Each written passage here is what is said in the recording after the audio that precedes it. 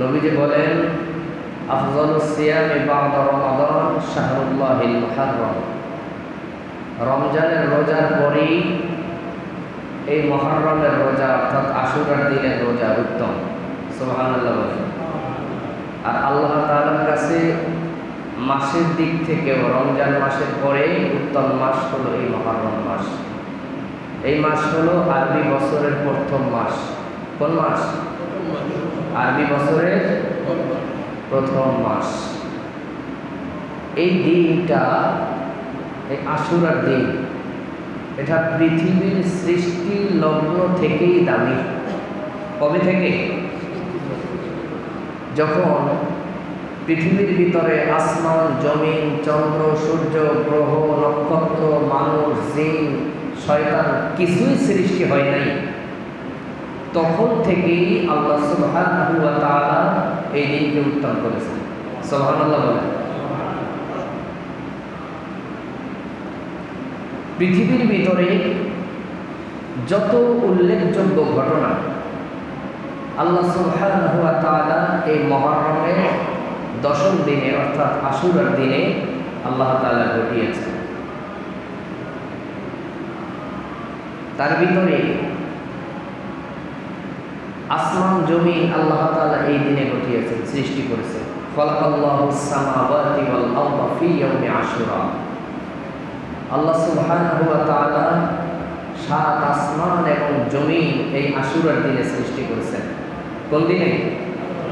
আজকের এই দিনে। আজকে কত তারিখ? দশম তারিখ। আজকের এই দিনে অর্থাৎ মুহররম মাসের 10 তারিখে। ওয়াখালাকাশ শামসা ওয়াল কমারা ফি ইয়াউমি আশুরা। চন্দ্র এবং সূর্য আল্লাহ সুবহানাহু ওয়া তাআলা এই মুহররমের 10 তারিখে সৃষ্টি করেছেন। খালাকা আদম আলাইহিস সালাম ফি ইয়াউমি আশুরা। আদম আলাইহিস সালামকে আল্লাহ তাআলা এই দিনে সৃষ্টি করেছেন। ওয়া হাওয়া কামিসলিহি, হাওয়া আলাইহিস সালামকেও এই দিনে সৃষ্টি করেছেন। ওয়া খালাকা জিবরাইল আলাইহিস সালাম ফি ইয়াউমি আশুরা। জিবরাইল আলাইহিস সালামকে এই দিনে সৃষ্টি করেছেন। ওয়াল মালায়েকাতু ফি ইয়াউমি আশুরা। সমস্ত ফেরেশতাকুল আল্লাহ তাআলা এই দিনে সৃষ্টি করেছেন। সুবহানাল্লাহ বলেন। ওয়ান নুজুমা কামিসলিহি। আসমানে যে আমরা তারকারাজি দেখতে পাই, এই সমস্ত তারকাকে আল্লাহ তাআলা এই দিনে সৃষ্টি করেছেন। এরপরে ওয়াআনজাল্লাহু মূসা আলাইহিস সালাম ফি ইয়াউমি আশুরা। ফিরআউনের কবল থেকে মূসা আলাইহিস সালামকে নাজাত দিয়েছেন এই আশুরার দিনে। ওয়া খালাকাল আরশা ওয়াল কুরসিয়্যা ফি ইয়াউমি আশুরা। আরশ, কুরসি আল্লাহ সুবহানাহু ওয়া তাআলা এই দিনে সৃষ্টি করেছেন। কোন সৃষ্টি করেছেন এই দিনে? জান্নাত জাহান্নাম সৃষ্টি করেছেন এই দিনে। তারপরে ওয়ালাদা ইব্রাহিম আলাইহিস সালাম ফি ইয়াউমি আশুরা। ইব্রাহিম আলাইহিস সালামকে আল্লাহ তাআলা এই দিনে সৃষ্টি করেছেন। ওয়া হাদাহুল্লাহু ইব্রাহিম আলাইহিস সালাম ফি ইয়াউমি আশুরা। ইব্রাহিম আলাইহিস সালাম জন্মের পরে যে সৃষ্টিকর্তার সন্তান খুঁজেছিলেন, আপনারা জানেন ইতিহাস, সর্বশেষ সৃষ্টিকর্তার সন্তান যেদিন পেলেন সেদিন ছিল এই আশুরার দিন। ওয়া নাজাহুল্লাহু মিনান নারি ফি ইয়াউমি আশুরা।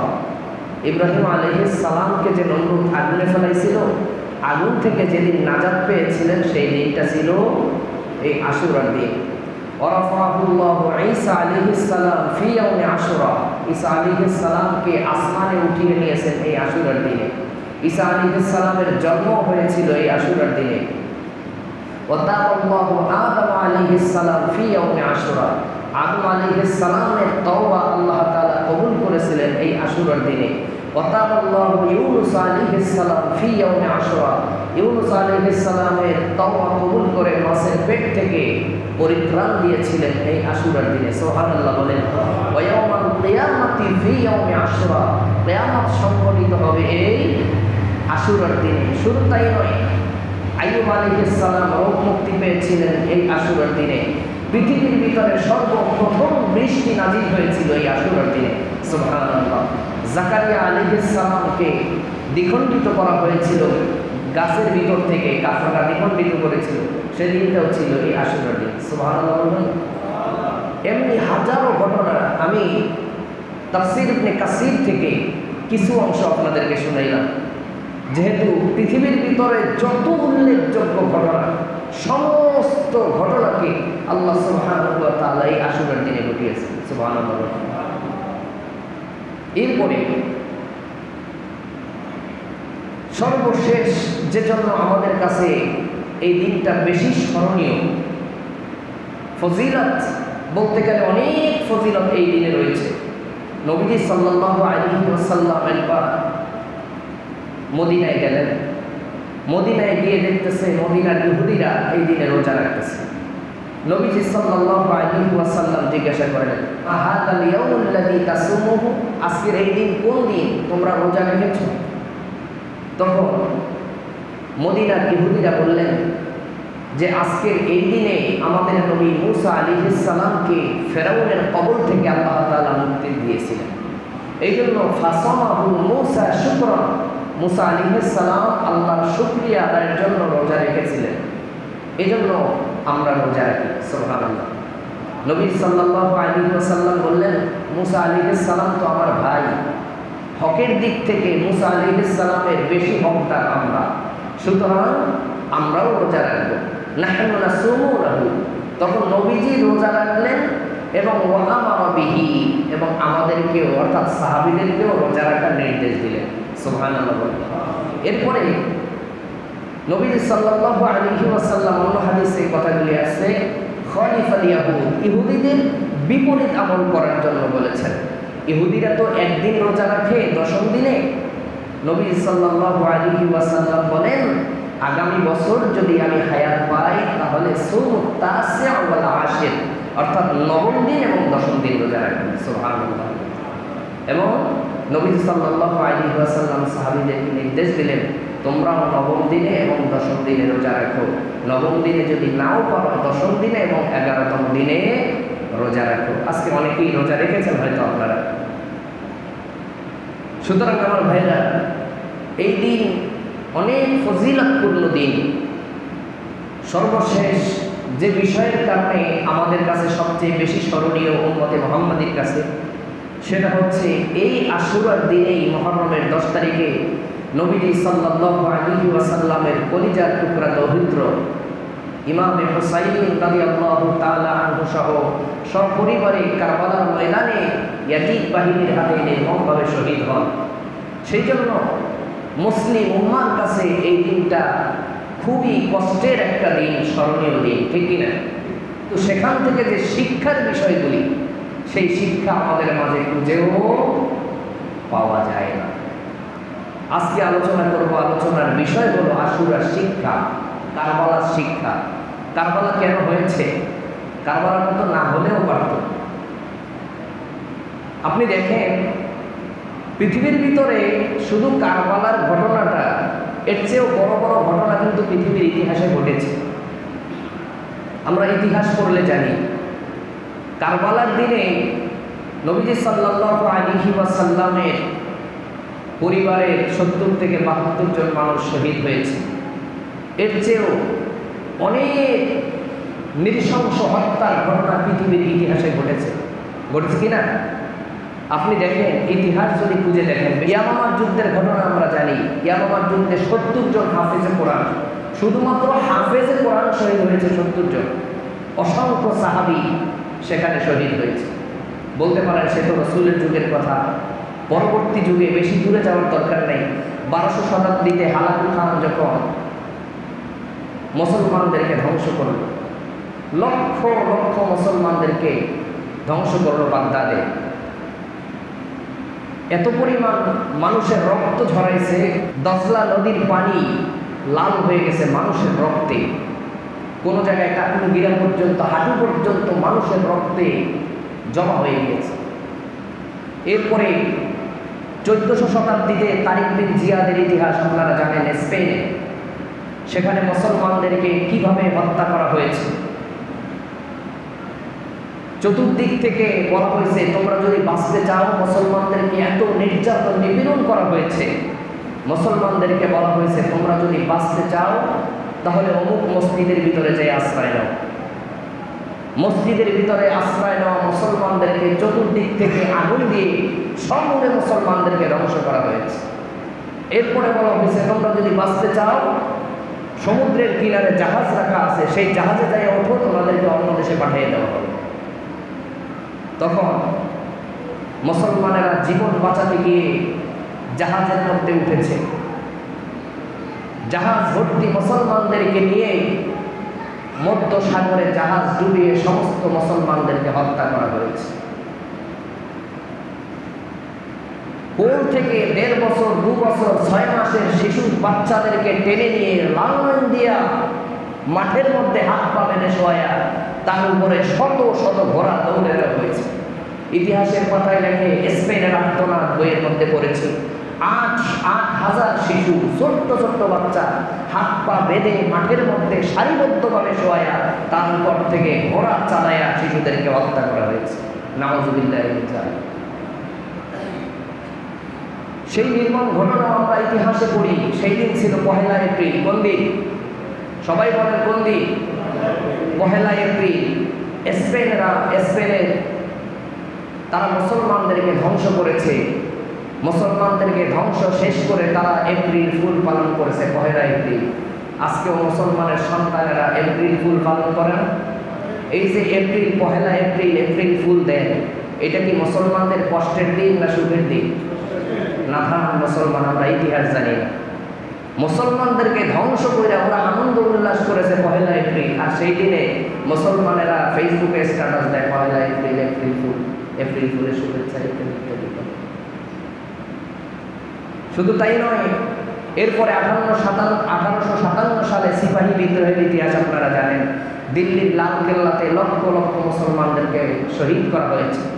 হাজারো আলেম ওলামাদেরকে গাছের ডালে ডালে ঝুলাইয়া ফাঁসি দিয়ে মারা হয়েছে। এগুলি ইতিহাস আমরা জানি। এই ইতিহাসগুলি স্মরণীয় নয় কেন? এই ইতিহাসগুলির সাথে কোনো না কোনো রাজনীতি জড়িত ছিল, কোনো না কোনো জাগতিক স্বার্থ জড়িত ছিল, যার কারণে এই ইতিহাসগুলি মুসলমানদের কাছে অতটা বেশি স্মরণীয় নয়। হাজারো ঘটনার সামনে যখন আশুরার দিন আসে, মুহররমের 10 তারিখ আসে, এই হাজারো দিনের সামনে, হাজার ঘটনার সামনে একটা ঘটনা আমাদের কাছে খুব বেশি স্মরণীয় হয়, পূর্ণিমার চাঁদের মতো। সেটা হলো কারবালার প্রান্তরের ঘটনা। ঠিক কিনা? পৃথিবীর ইতিহাসে যত ঘটনা ঘটেছে সমস্ত ঘটনাকে যদি আপনি তুলনা করেন আকাশে নক্ষত্রের সমান, কিন্তু একটা ঘটনাকে আমরা মনে করি সেটা পূর্ণিমার চাঁদের মতো। সেটা হলো নবীজি সাল্লাল্লাহু আলাইহি ওয়াসাল্লামের আওলাদ বর্গের কথা, তাদের শাহাদাতের ঘটনা যখন আসে তখন সেটা পূর্ণিমার চাঁদের মতো আমাদের কাছে হয়। ঠিক কিনা? আকাশে লক্ষ লক্ষ তারকা আমরা দেখি।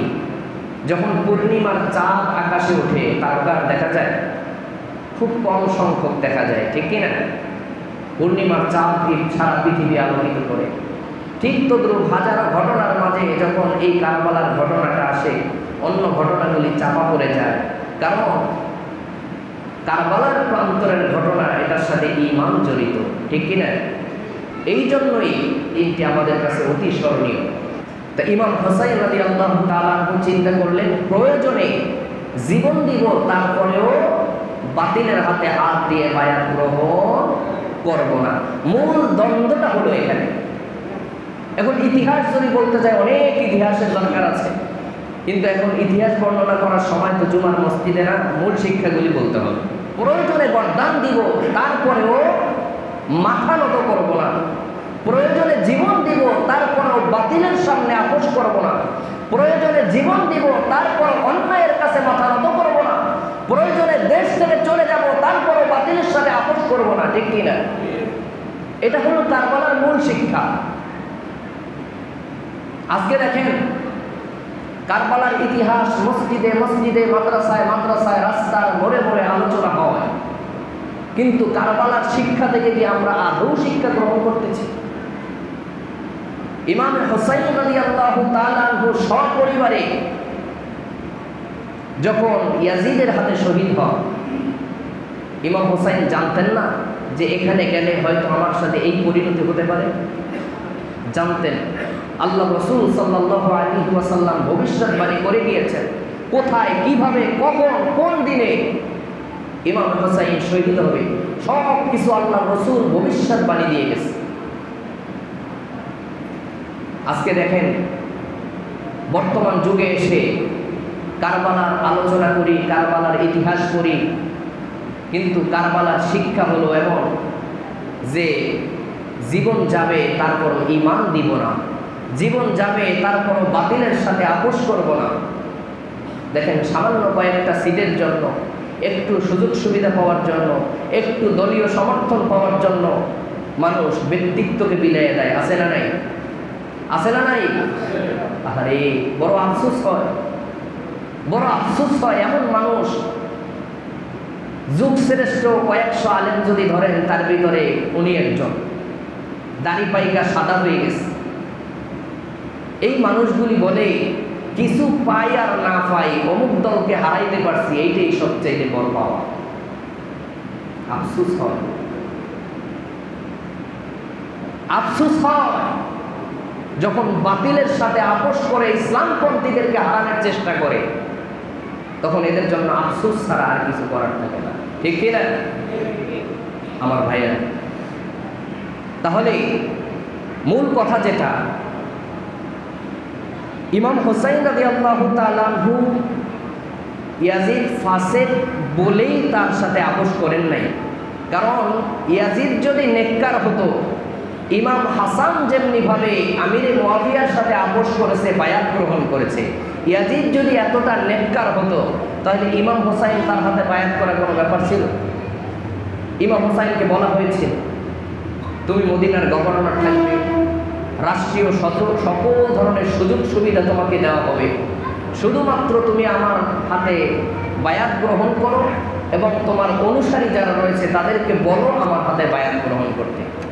ইমাম হোসাইন রাদিয়াল্লাহু তাআলা আনহু তিনি তো বায়াত গ্রহণ করলেনই না, বরং তার সহযোগী যারা ছিল, তৎকালীন সময় প্রবীণ সাহাবী যারা ছিল, তারা কেউই ইমাম ইয়াজিদের হাতে বায়াত গ্রহণ করেননি। সুতরাং আমার ভাইয়েরা,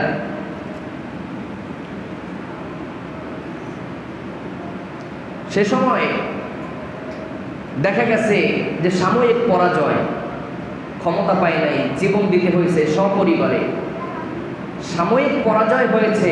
সাময়িক দৃষ্টিতে, বাহ্যিক দৃষ্টিতে দেখলে দেখা যায় তৎকালীন সময় রাসূলুল্লাহ সাল্লাল্লাহু আলাইহি ওয়াসাল্লামের পরাজয় হয়েছে, কিন্তু নৈতিকতার বিজয় কিয়ামত পর্যন্ত হয়েছে। ঠিক কিনা? সেই দিন যদি ইমাম হোসাইন রাদিয়াল্লাহু তাআলা আনহু বেঁচে থাকার জন্য, সুযোগ সুবিধার জন্য ইয়াজিদের হাতে বায়াত গ্রহণ করতেন, কিয়ামত পর্যন্ত আমরা এই কথা বলতে পারতাম না, জীবন দিব তারপর বাতিলের সাথে আপোষ করব না। ঠিক কিনা? ইমাম হোসাইন রাদিয়াল্লাহু তাআলা আনহু জীবন দিয়ে সপরিবারে আমাদেরকে শিক্ষা দিয়ে গেছে, প্রয়োজনে জীবন দিব, প্রয়োজনে গর্দান দিব, তারপরেও বাতিলের সামনে আপোষ করব না, প্রয়োজনে কিয়ামত পর্যন্ত ক্ষমতায় আসব না, ক্ষমতার মুখ দেখব না, তারপরেও বাতিলের সাথে আপোষ হবে না। এটা ইমাম হোসাইন শিক্ষা দিয়ে গেছে। আমার ভাইয়েরা, জালিমের পরিণতি বড়ই ভয়াবহ। জালিম দেখা যায় সাময়িক বিজয় নিয়ে ক্ষমতার মসনদে বসে, রাষ্ট্রীয় সকল সুযোগ সুবিধা পায়, দুর্বলের উপরে মাথা চাড়া দিয়ে বসে, দুর্বলের পিঠের উপরে স্টিম রোলার চালায়। কিন্তু আল্লাহ তাআলা বলেছেন, তাহসাবান্নাল্লাহা গাফিলান আম্মা ইয়ামালুয যালিমুন। যারা জালেম তারা যেন এই ধারণাও না করে, ওয়ালা তাহসাবান্না, তারা যেন ধারণাও না করে আল্লাহা গাফিলান, আল্লাহ তাআলা গাফেল আছেন। কি বলছে জালিমদেরকে? আল্লাহ বলেন, ওয়ালা তাহসাবান্নাল্লাহা গাফিলান আম্মা ইয়ামালুয যালিমুন। যারা জালেম, যারা নিরীহ মানুষের উপরে জুলুম করে, তারা যেন এই ধারণাও না করে যে তাদের জুলুমের ব্যাপারে আল্লাহ তাআলা গাফেল আছেন, আল্লাহ জানেন না, এই ধারণাও যেন না করে। আল্লাহ বলেন, ইন্নামা ইউআখিরুহুম লিয়াউমিন তাশখাসু ফীহিল আবসার। আল্লাহ তাআলা তাদেরকে অবকাশ দিয়ে রেখেছেন, সুযোগ দিয়ে রেখেছেন। কোন পর্যন্ত? লিয়াউমিন তাশখাসু ফীহিল আবসার, যেদিন তাদের চক্ষু স্থির হয়ে যাবে সেই দিন পর্যন্ত। চক্ষু স্থির কখন? এটা দুইটা ব্যাখ্যা আছে। একটা হলো যখন সে মারা যাবে, মারা গেলে চক্ষু নাড়ানোর ক্ষমতা আছে। যখন মানুষ মারা যায় তার চোখের পাতা লড়ে, চোখ যদি খুলে রাখা হয় তাহলে একভাবেই দৃষ্টি পড়ে থাকে, চোখের পাতা নাড়ানোর কোনো ক্ষমতা আছে? এইটা হলো একটা ব্যাখ্যা, যে মানুষ যখন মারা যায় তখন তার হাতটা নাড়ানোর ক্ষমতা নাই, চোখ হাতের একটা আঙ্গুল নাড়ানোর ক্ষমতা থাকে না, চোখের পাতা নাড়ানোর ক্ষমতা থাকে না। আল্লাহর ক্ষমতা আছে না নাই? আল্লাহ তাআলা বলে দিয়েছেন লিয়াউমিন তাশখাসু ফীহিল আবসার, সেই দিন পর্যন্ত আমি আল্লাহ তাআলা অবকাশ দিয়ে রেখেছি যেদিন তোমার চোখের পাতা পর্যন্ত নাড়ার ক্ষমতা থাকবে না, সেই দিন তোমার জুলুমের বিচার আমি আল্লাহ তাআলা করব। দ্বিতীয় ব্যাখ্যা হলো কিয়ামতের ময়দানে যখন আল্লাহ তাআলা বিচারের আদালতে কুরসি মোবারকে বসবেন, तमाम পৃথিবীর সমস্ত জালিমগুলি সামনে থাকবে, তখন জালিমগুলির চক্ষু চেহারা এমনভাবে আল্লাহর দিকে তাকানো থাকবে, তখন ডানে বায়ে ঘোরার মতো কোনো ক্ষমতা থাকবে না, চেহারা ডান দিকে বাম দিকে ঘোরাবার মতো কোনো অবকাশ থাকবে না। অপরাধীরা শুধু আল্লাহর দিকে তাকিয়ে থাকবে, আর আল্লাহ তাআলা কঠোর হাতে সেদিন বিচার করবেন। আল-ইয়াওমা লা তুজলামু কুল্লু নাফসিন বিমা কাসাবাত, সেদিন আল্লাহ তাআলা কোনো ব্যক্তির উপরে এক চুল পরিমাণ জুলুম করবে না। যার যেটা পাওনা, যতটুকু পাওনা আপনার কর্ম অনুযায়ী ফল সেদিন আল্লাহ তাআলা দিবেন। এই জন্য আল্লাহ তাআলা বলেন ওয়ালা তাহসাবান্নাল্লাহা গাফিলান আম্মা ইয়া'মালুয যালিমুন ইন্নামা ইউআখিরুহুম লিয়াওমিন তাশখাসু ফীহিল আবসার। আল্লাহ তাআলা ডেকে বলেন দুনিয়ার মধ্যে যারা জালিম, যারা মানুষের উপরে জুলুম করে, অন্যায় করে মানুষের উপরে ক্ষমতা চাপায়া দেয়, কোনো আইন চাপায়া দেয়, যেমনি ভাবে ইয়াজিদ অন্যায় ভাবে আইন চাপায়া দিল, হয় আমার হাতে বায়াত গ্রহণ করবা, না হলে দুনিয়া থেকে বিদায় নিয়ে যেতে হবে। ইমামে হুসাইন রাদিয়াল্লাহু তাআলা আনহু বেছে নিলেন জীবন দিব, তারপরেও বাতিলের সামনে আপোষ করব না।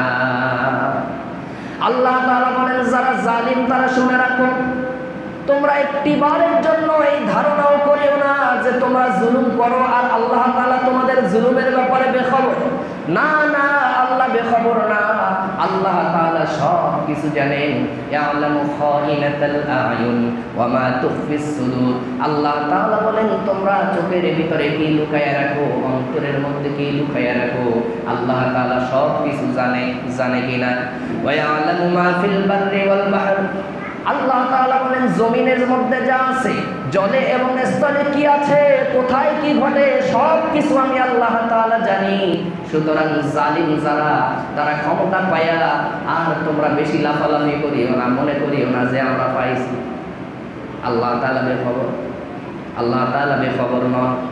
সুতরাং আমার ভাইয়েরা, নবীজি সাল্লাল্লাহু আলাইহি ওয়াসাল্লাম তার আওলাদ বর্গের প্রতি ভালোবাসা দেশ দিয়েছেন। নবীজি সাল্লাল্লাহু আলাইহি ওয়াসাল্লামকে একবার একজন ইহুদি আসলো, এসে ইসলাম গ্রহণ করল। এখন ইসলাম গ্রহণ করার পরে নবীজি সাল্লাল্লাহু আলাইহি ওয়াসাল্লামকে কিছু হাদিয়া দিতে চাইল। কি দিতে চাইল? হাদিয়া। আপনারা হুজুরদেরকে হাদিয়া দেন না? দাওয়াত সাওয়াতে নিয়ে একটু ভালো মন্দ খানা পিনা খাওয়ান, আবার হাদিয়াও দেন। হাদিয়া পারলে দিবেন, হাদিয়া দেওয়া সুন্নাত, নেওয়াও সুন্নাত, অসুবিধা নেই। নবী সাল্লাল্লাহু আলাইহি ওয়াসাল্লামের কাছে আইসা একজন ধনী ব্যক্তি ইসলাম গ্রহণ করল। এরপরে নবীজিকে কিছু হাদিয়া দিতে চাইল। নবীজি সাল্লাল্লাহু আলাইহি ওয়াসাল্লাম ওই বাহ্যিক হাদিয়াটা না নিয়া নবীজি তাকে একটা আয়াত শোনাই দিলেন। নবীজি বলেন লা আসআলুকুম আলাইহি আজরান ইল্লাল মাওয়াদ্দাতা ফিল কুরবা। আমি তোমার কাছে কোনো আজর চাই না, হাদিয়া চাই না, আমি একটা জিনিস চাই, সেটা হলো আমার আহল পরিবারদের ভালোবাসা। সুবহানাল্লাহ। আমরা অনেক সময় দেখা যায় নেতার সাথে কথা বলি বা কোনো এলাকায় গেলে একটু স্বনামধন্য যারা গ্রহণযোগ্য ব্যক্তিবর্গ যারা আছে তাদেরকে আমরা অনেক সময় বলি না যে আমার বাচ্চা কাচ্চা আছে, ছেলেপিলে, আমাদের দিকে একটু খেয়াল রাখি, বলি না? বা আমার অবর্তমানে আমার ছেলেদের প্রতি একটু খেয়াল রাখিও, মেয়েদের প্রতি খেয়াল রাখিও। ভালোবাসার মানুষ যারা আছে তাদেরকে বলি, ঠিক কি না? আমার ভাই বন্ধু যারা আছে যে ভাই আমি তো মরে যাবো, মরে গেলে আমার ভাই ছেলে পেলেগুলোরে দেখিস, বলি না আমরা? তো নবীজি সাল্লাল্লাহু আলাইহি ওয়াসাল্লাম এভাবে তার উম্মতদের প্রতি হুকুম দিয়েছেন, আমার উম্মতেরা তোমাদের জন্য আমি আজীবন কেঁদেছি, কিয়ামত পর্যন্ত কাঁদবো, এবং কিয়ামতের ময়দানে যখন তোমরা বিভীষিকাময় অবস্থার মধ্যে খুব পেরেশানির মধ্যে থাকবে, তখনও আমি রাসূলুল্লাহ তোমাদের জন্য কেঁদেছি এবং কাঁদবো, তোমাদের ভালো মন্দর সাথে থাকবো, তোমাদের কাছে কিছু চাই না, একটা জিনিস চাই, সেটা হলো ইল্লাল মাওয়াদ্দাতা ফিল কুরবা, আমার আহাল পরিবারদের ভালোবাসা। সুবহানাল্লাহ। নবীজি সাল্লাল্লাহু আলাইহি ওয়াসাল্লাম জুমার মসজিদে খুতবা দিচ্ছেন। আল্লাহর রাসূলের দুইজন কলিজা টুকরা নাতি ইমামে হাসান এবং ইমামে হুসাইন রাদিয়াল্লাহু তাআলা আনহুমা দুইজন চেয়ারের দুই পাশে এসে বসলেন, মেম্বারের দুই পাশে বসলেন। নবীজি সাল্লাল্লাহু আলাইহি ওয়াসাল্লাম সঙ্গে সঙ্গে খুতবার টপিক চেঞ্জ করে ফেললেন। একটা বিষয়ের উপরে লেকচার দিচ্ছিলেন, হঠাৎ করে দুই নাতি এসে যখন দুই পাশে বসলো, নবীজি সাল্লাল্লাহু আলাইহি ওয়াসাল্লাম খুতবার টপিক চেঞ্জ করে বলতেছেন, মান আহাব্বাহুমা, যারা এই দুইজনকে ভালোবাসবেন, ফাকাদ আহাব্বানি, সে যেন আমি রাসূলুল্লাহকে ভালোবাসলো, ওয়ামান আহাব্বানি, আর যেই ব্যক্তি আমাকে ভালোবাসলো, ফাকাদ আহাব্বাল্লাহ, সে যেন আল্লাহকে ভালোবাসলো। আর ওয়ামান আহাব্বাল্লাহ, আর যে ব্যক্তি আল্লাহকে ভালোবাসলো, আদখালাহুল জান্নাহ, আল্লাহ পাক রব্বুল আলামিন তাকে জান্নাতে প্রবেশ করাবে। সুবহানাল্লাহ।